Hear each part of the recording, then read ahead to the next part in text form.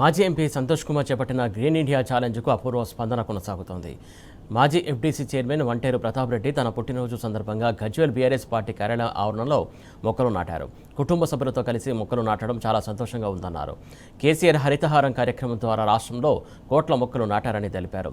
Green India హరిత సేన ద్వారా మొక్కలు నాటడం, వాటిని కాపాడే బాధ్యత తీసుకున్న సంతోష్ కుమార్ను కృతజ్ఞతలు తెలియజేశారు.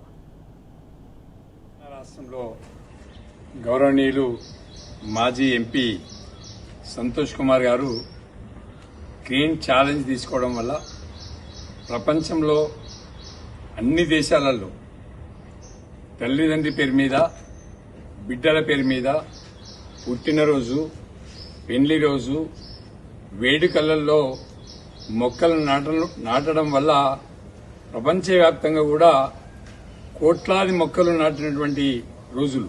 వాతావరణ కాలుష్యాన్ని ఆక్సిజన్ అందించడంలో కానీ మరి ఇది ఒక మంచి కార్యక్రమం. మా లక్ష్మణ్, మా అనిల్, శ్రీకాంత్ వీళ్ళందరూ కూడా గ్రీన్ ఇండియాలో భాగంగా పనిచేస్తా ఉన్నారు. రాష్ట్ర వ్యాప్తంగా కూడా అన్ని జిల్లాలలో, అన్ని నియోజకవర్గాల్లో గ్రీన్ ఛాలెంజ్ టీంలు ఉండి పనిచేయడం వల్ల ఆ కాలుష్యం వెళ్లకుండా వాతావరణాన్ని కాపాడడంలో మరి సంతోష్రావు గారు చేసినందుకు ఆయనకు ప్రత్యేకంగా నా పుట్టినరోజు సందర్భంగా ఆయన కూడా ఈ మొక్క నాటడానికి అవకాశం కల్పించినందుకు ఆయనకు కూడా కృతజ్ఞతలు తెలియజేస్తాం.